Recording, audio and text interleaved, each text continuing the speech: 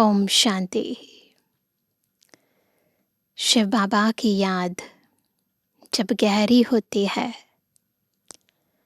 तो उस याद में अंतर में होने वाली युद्ध स्पष्ट नज़र आती है। वैसे तो ये दुनिया ही कुरुक्षेत्र है, जहाँ हर पल हमारी माया के साथ युद्ध चलती है, परंतु वो माया जो अंदर से आती है, यानी वो संस्कार जो हमें बाबा से बेमुख करते हैं और वो संस्कार जो हमें बाबा से प्रीत बुद्धि बनाते हैं, जो उनकी युद्ध अंदर चलती है, जब उस युद्ध को हम यथार्थ रीति जान लेते हैं और ईश्वरीय प्रीत को बढ़ाते हैं, तो दिखाई देता है कि हमारे पुराने संस्कार, हमारी पुरानी आदतें, कमी और कमज़ोरियाँ कितनी गहरी हैं। परंतु जब आत्मा एक बल, एक भरोसे होती है, मन एकाग्र होता है, बुद्धि में एक की अव्यभिचारी याद होती है, तो हम प्रीत बुद्धि पांडवों की कौरवों रूपी माया पर, यादवों रूपी माया पर विजय प्राप्त हो जाती है। यूँ कहें हमारे ही पुराने संस्कारों पर विजय हो जाती है और हम माया जीत विजयी बन जाते हैं। कैसे ये दिए और तूफान की जो लड़ाई है अंदर हम महसूस करते हैं और कैसे विजय प्राप्त करते हैं, आज की मुरली हमें बहुत ही स्पष्टता से बताती है। सुनते हैं बाबा के मधुर महावाक्य। आज है 27 तारीख, 27 मई 2025। बाबा के महावाक्य हैं, मीठे बच्चे, तुम्हारा मुख अभी स्वर्ग की तरफ है, तुम नर्क से किनारा कर स्वर्ग की तरफ जा रहे हो। अब ये जो सिचुएशन है आत्मा की, ये अंतर की है कि हम अंदर से पुरानी दुनिया से बेमुख हो गए हैं और हम कहाँ जा रहे हैं? नई दुनिया की तरफ। इसलिए बुद्धि का योग नर्क से निकाल दो। लक्ष्य क्या है, जाना कहाँ है, उस अनुरूप जब स्थूल रूप से भी जाना है तो सूक्ष्म रूप में पहले पहुंच जाना है। यानी मन और बुद्धि पहले ही स्वर्ग और मुक्ति धाम की ओर, उस यात्रा की ओर चली जाए। प्रश्न है, सबसे ऊंची और सूक्ष्म मंजिल कौन सी है? उसे पार कौन कर सकते हैं? उत्तर है, तुम बच्चे स्वर्ग की तरफ मुँह करते, माया तुम्हारा मुँह नर्क की तरफ फेर देती है, अनेक तूफान लाती है। उन्हीं तूफानों को पार करना, यही है सूक्ष्म मंजिल। देखो, ये तूफान आते हैं, ना आवाज़ होती है, ना कोई बाहर से नुकसान होता है, पर अंतर आत्मा में ये तूफान बहुत हलचल मचा देता है। तो इसको देखना, समझना। अब कहते हैं, इस मंजिल को पार करने के लिए नष्टो मोहा बनना पड़े, है ना। जब तक मोह नष्ट नहीं हुआ है तब तक मंजिल के समीप नहीं पहुंच सकते। निश्चय और हिम्मत के आधार पर इसे पार कर सकते हो। तो क्या चाहिए? नष्टो मोहा, निश्चय और हिम्मत। विकारियों के बीच में रहते निर्विकारी हंस बनना, यही है मेहनत, है ना। तो एक है बाहर से लोग विकारी हैं, फिर अपने अंदर भी कई विकारी संस्कार हैं, तो उनके बीच से अपने हंस वाले विशेषताओं को, गुणों को इमर्ज करना और उनको भी प्रभावित कर देना, ताकि वो भी बाबा के बन जाएं, अपने ही विकारों पर विजय प्राप्त कर लेना। ये है बड़ी ऊंची मंजिल। गीत है, निर्बल से लड़ाई बलवान की, ये कहानी है दीवे की और तूफान की।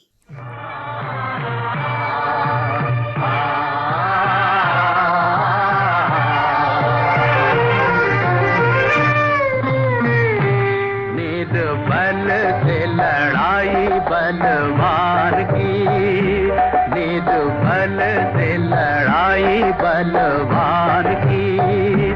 ये कहानी है दिए की और तूफान की, ये कहानी है दिए की और तूफान की।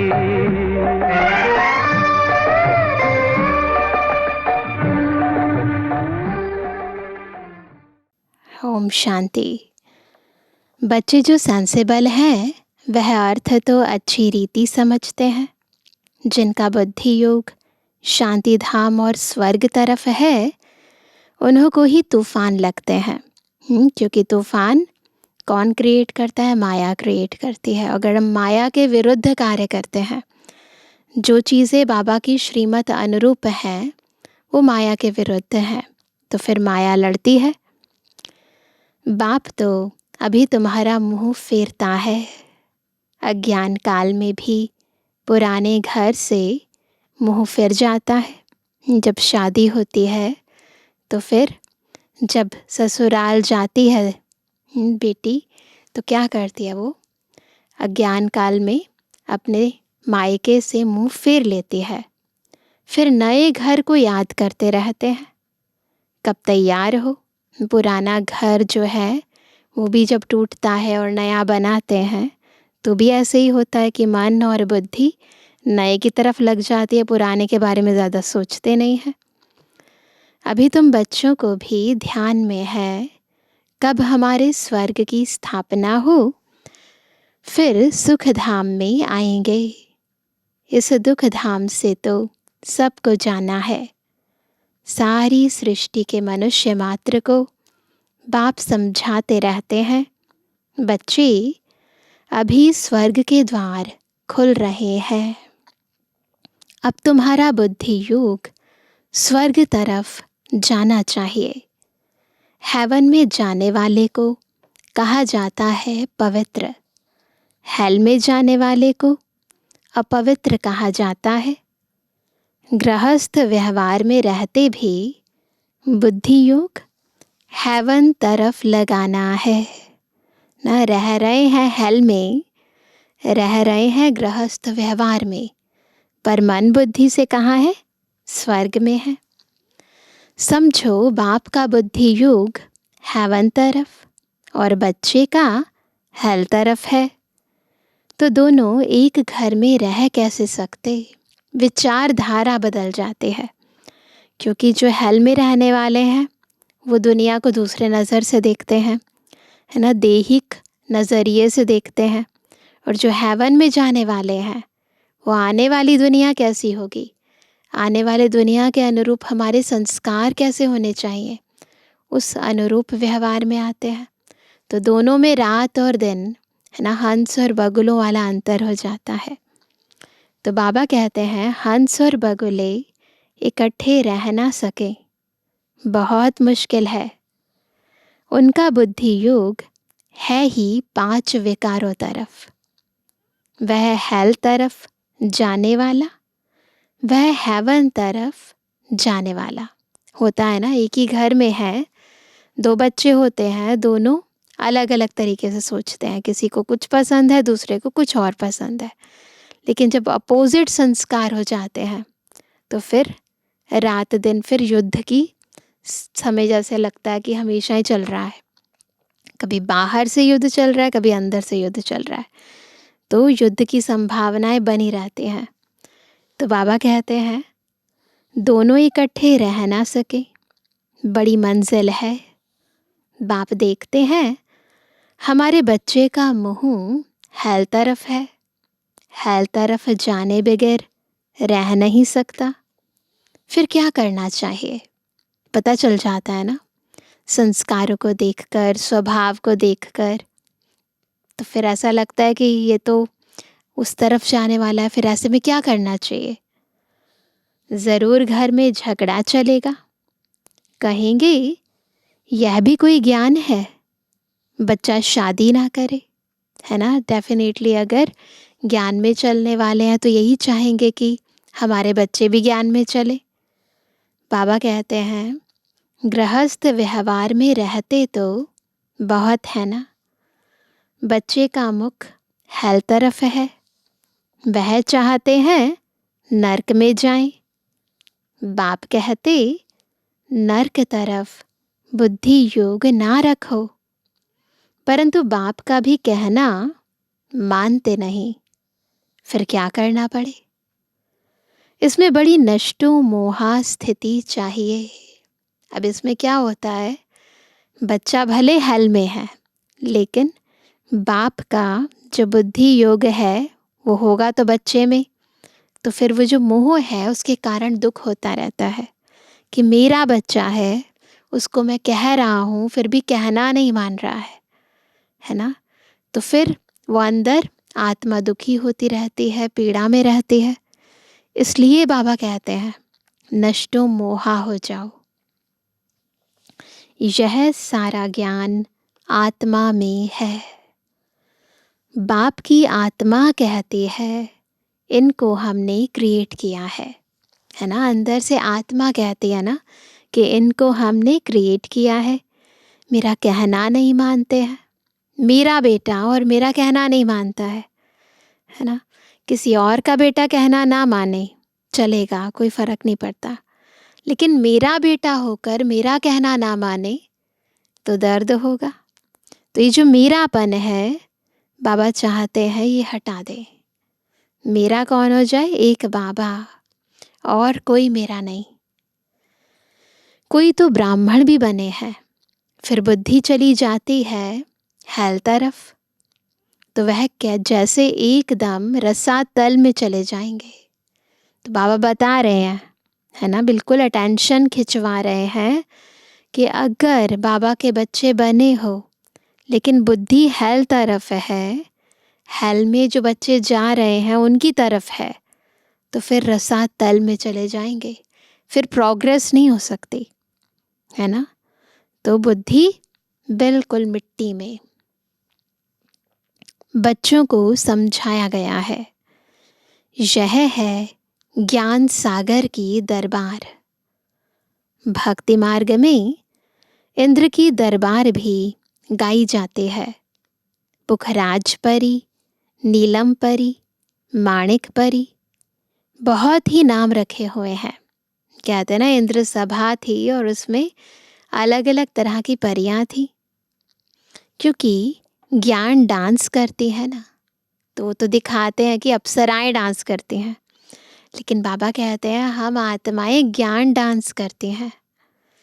किस्म किस्म की परियां हैं, वह भी पवित्र चाहिए। अगर कोई अपवित्र को ले आए तो दंड पड़ जाएगा। इसमें बहुत ही पावन चाहिए। यह मंजिल बहुत ऊंची है। तो बाबा आगाह करते हैं कि जिस भी बच्चे को आप मधुबन लेकर आते हो तो वो बाबा का बच्चा संपूर्ण पवित्र होना चाहिए। तो यह मंजिल बहुत ऊंची है, इसलिए झाड़ जल्दी जल्दी वृद्धि को नहीं पाता है। बाप जो ज्ञान देते हैं उसे कोई जानते नहीं। शास्त्रों में भी यह ज्ञान नहीं है, इसलिए थोड़ा निश्चय हुआ, फिर माया एक ही थप्पड़ से गिरा देती है। तूफान है ना, छोटा सा दीवा, उनको तो तूफान एक ही थपेड़ से गिरा देता है। दूसरों को विकार में गिरते देख खुद भी गिर पड़ते हैं। इसमें तो बड़ी बुद्धि चाहिए समझने की। गाया भी हुआ है अबलाओं पर अत्याचार हुए। बाप समझाते हैं बच्चे काम महाशत्रु है, इससे तो तुम्हें बहुत नफरत आनी चाहिए। बाबा बहुत नफरत दिलाते हैं। अभी आगे यह बात नहीं थी, हेल तो अभी है ना, तो बाबा अब भी बहुत नफ़रत दिलाते हैं। जब बहुत ज़्यादा काम विकार बढ़ जाए सोसाइटी में, तब बाबा आते हैं, हम आत्माओं को उससे नफ़रत दिलाते हैं। पहले इतना ज़्यादा विकारों की बात नहीं थी, अभी बढ़ गया है बहुत ज़्यादा। हेल तो अभी है ना, द्रौपदी ने पुकारा है, यह अभी की ही बात है। कितना अच्छी रीति समझाया जाता है, फिर भी बुद्धि में बैठता नहीं। यह गोले का चित्र बहुत अच्छा है, गेटवे टू हेवन। इस गोले के चित्र से बहुत अच्छी रीति समझ सकेंगे। सीढ़ी से भी इतना नहीं जितना इनसे समझेंगे ना। सीढ़ी में तो लिमिटेशन का ज्ञान है, केवल भारत का उत्थान और पतन है, लेकिन गोले के चित्र में सारे विश्व का उत्थान और पतन है। क्या क्या हुआ, कैसे कैसे धर्म स्थापक आए, सारी डिटेल है। दिन प्रतिदिन करेक्शन भी होती जाती है। बाप कहते हैं, आज तुमको बिल्कुल ही नया डायरेक्शन देता हूँ। पहले से थोड़े सब डायरेक्शन मिलते हैं।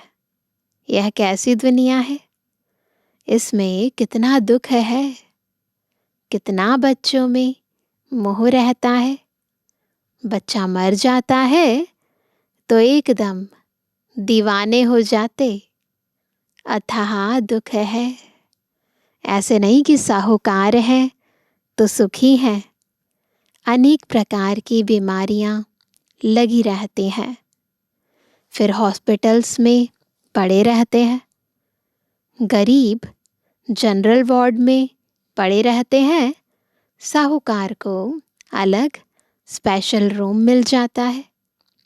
परंतु दुख तो जैसा साहूकार को वैसा गरीब को होता है। बाहर से आप कितनी भी फैसिलिटीज़ दो, लेकिन जो दुख है, जो दर्द है, वो तो आत्मा को होगा ही ना, जैसा कर्म किया है। वो चाहे साहूकार हो चाहे गरीब हो, सिर्फ उनको जगह अच्छी मिलती है, संभाल अच्छी होती है।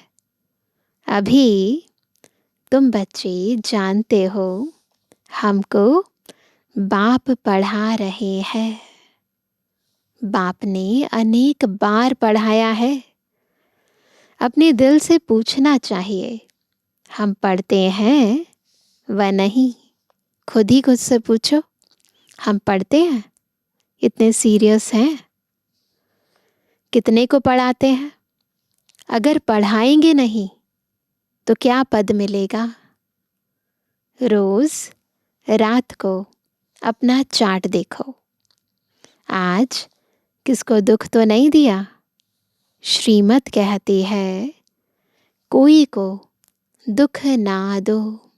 चाहे व्यक्त बाप दादा चाहे साकार बाबा, दोनों ही बार बार बच्चों का ध्यान इस धारणा पर खिंचवाते हैं कि कभी किसी को हमें दुख नहीं देना है, ना दुख देना है ना दुख लेना है। सदा सुख देना है, सुख लेना है, दुआएं देनी है, दुआएं लेनी है। तो ये पक्का करना चाहिए, क्योंकि बाबा ने एक बार ही कहा था कि अगर दूसरे को दुख देंगे तो दुखी होकर मरेंगे। तो इसलिए बाबा कहते हैं, श्रीमत कहती है, कोई को दुख ना दो और सबको रास्ता बताओ। जो हमारा भाती होगा उनको झट टच होगा। इसमें बर्तन चाहिए सोने का, जिसमें अमृत ठहरे। तो बात किस पर है? बुद्धि पर है। अगर बुद्धि प्योर है तो अगर हम ज्ञान सुनाएंगे तो तुरंत धारणा कर लेंगे। बुद्धि पवित्र नहीं है तो धारणा नहीं होगी।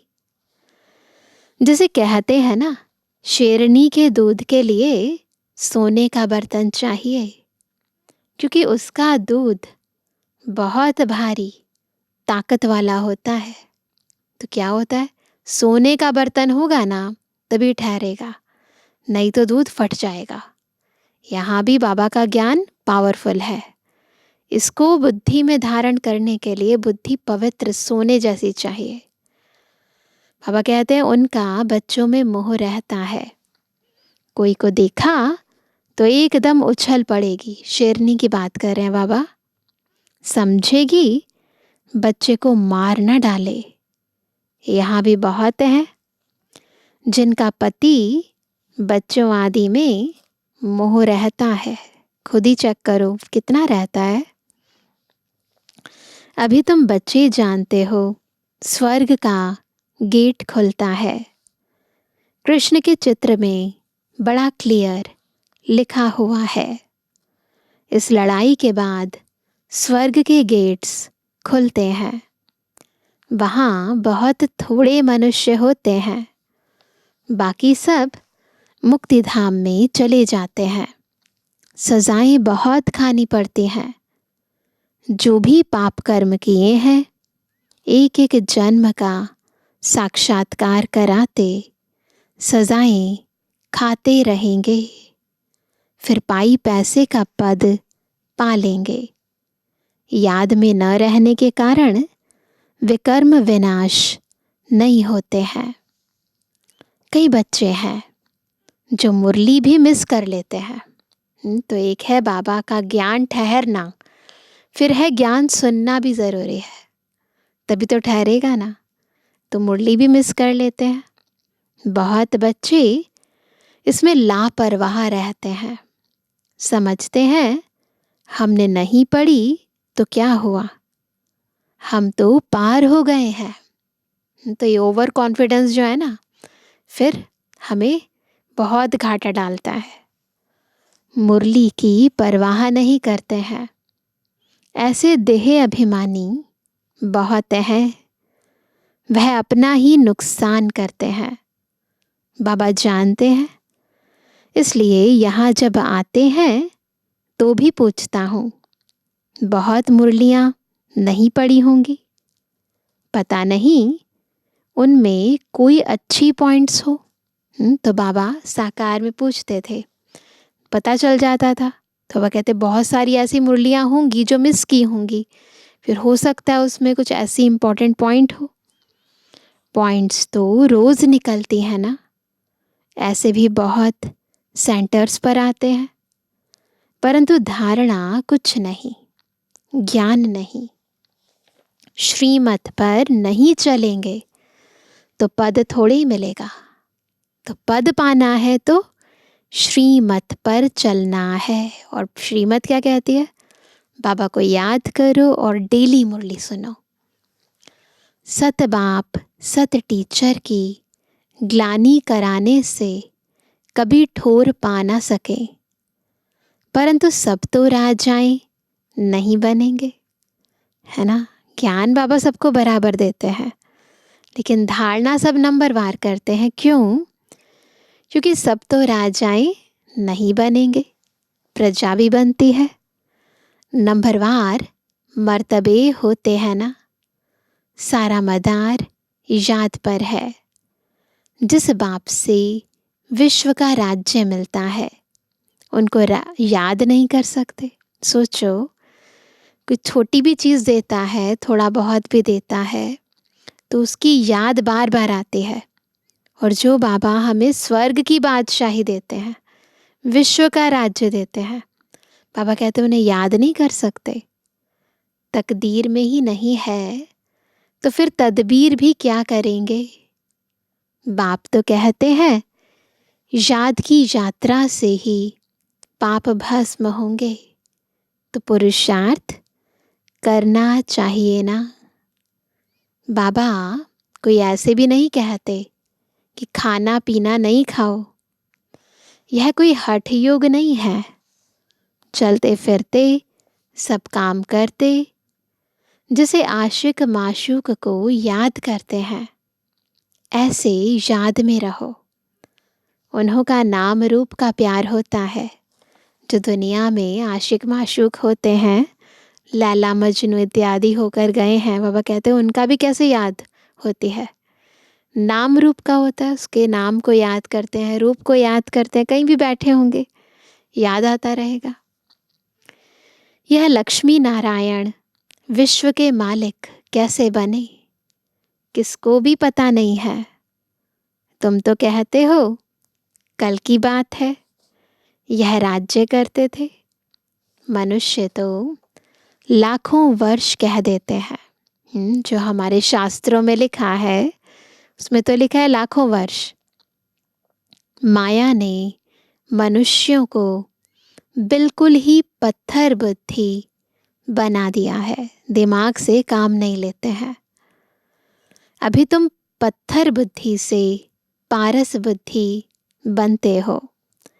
पारसनाथ का मंदिर भी है, परंतु वह कौन है यह कोई नहीं जानते। मनुष्य बिल्कुल ही घोर अंधियारे में है।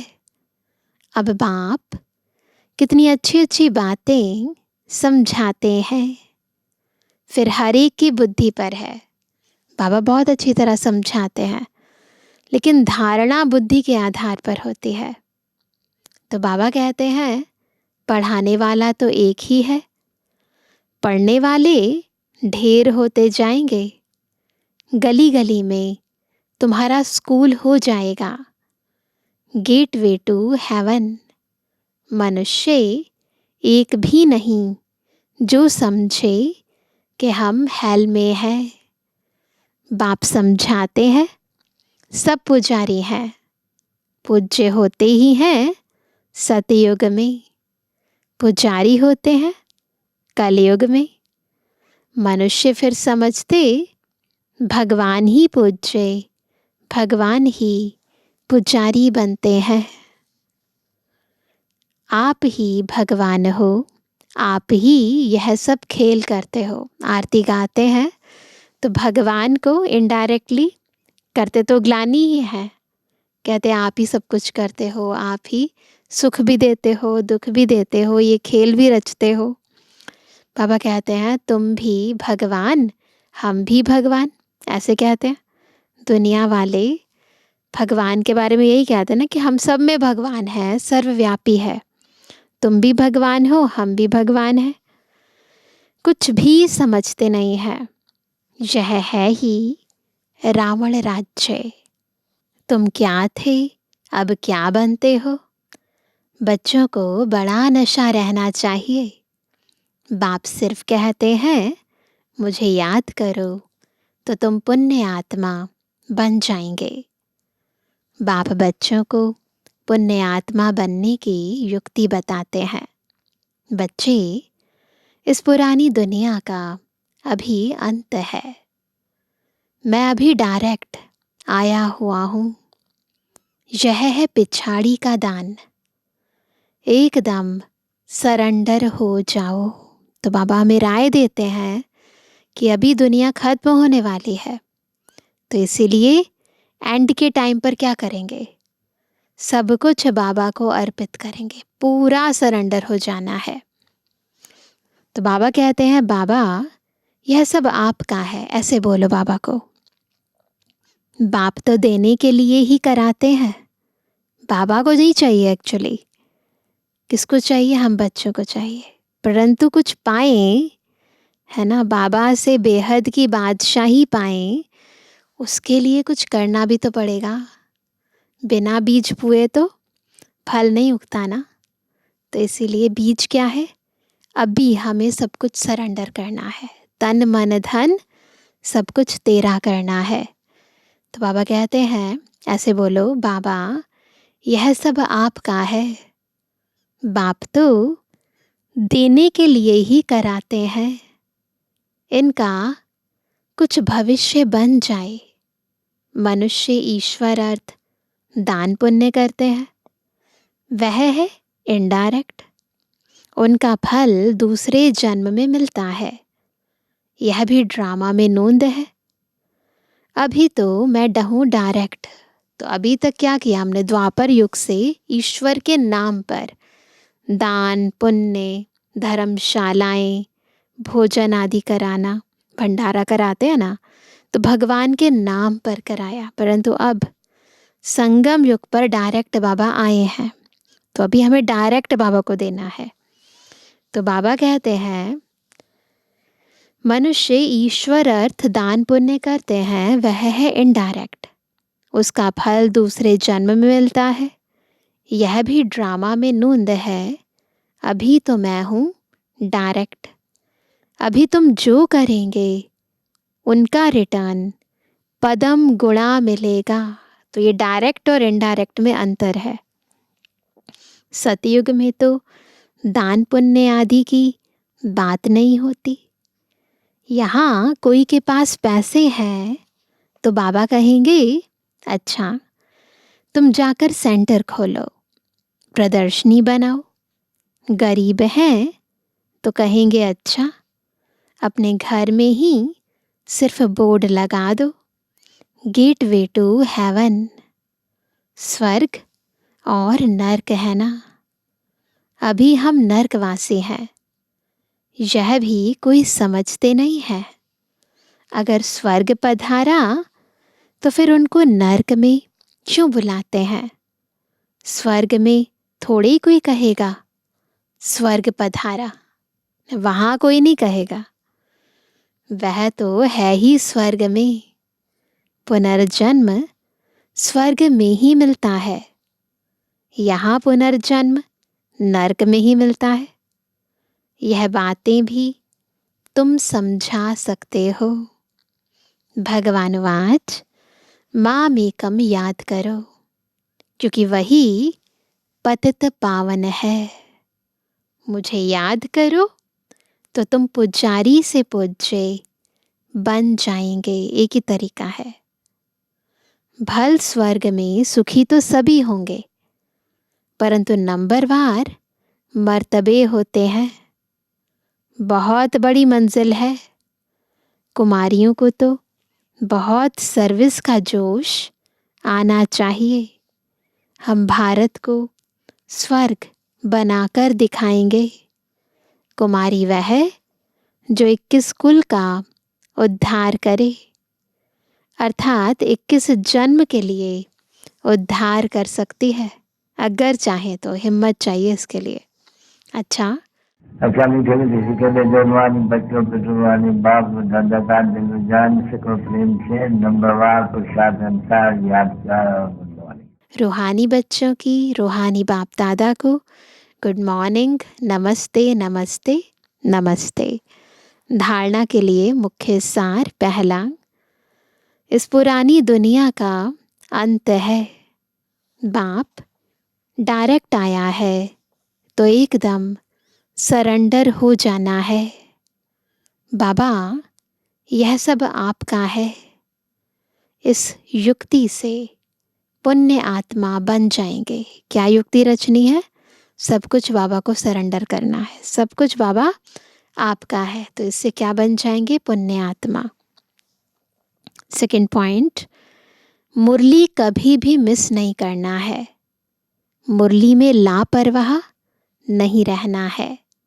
ऐसे नहीं हमने नहीं पढ़ी तो क्या हुआ, हम तो पार हो गए हैं।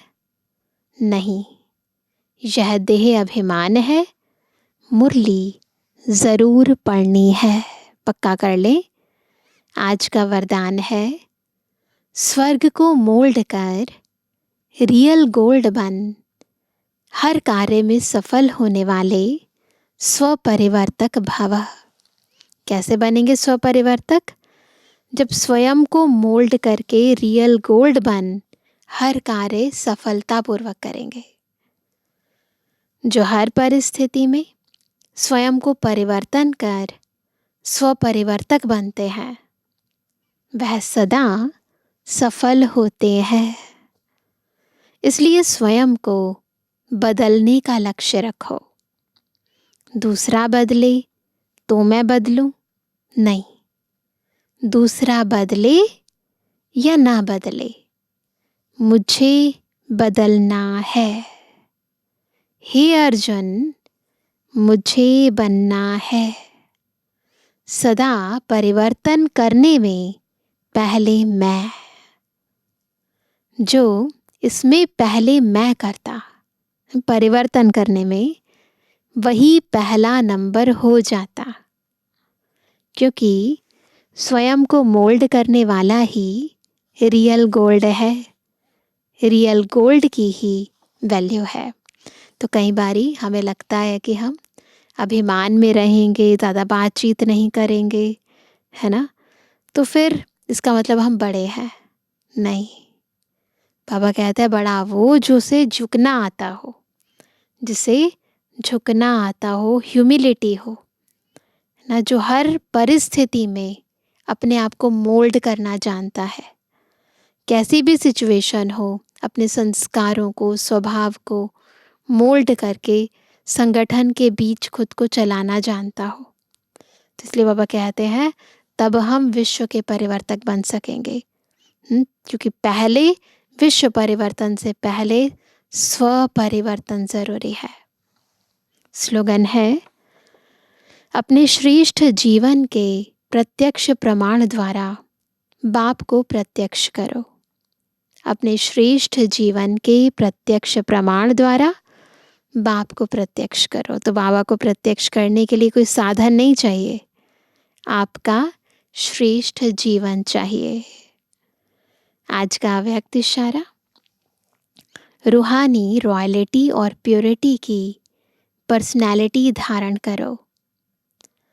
बाप समान बनना है, व बाप के समीप जाना है, तो अपवित्रता अर्थात काम महाशत्रु स्वप्न में भी वार ना करे। सदा भाई भाई की स्मृति सहज और स्वतः स्वरूप में हो।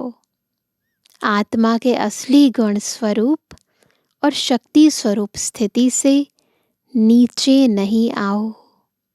तो अपनी ऊंची स्थिति में सदा स्थित रहो। अच्छा, ओम शांति।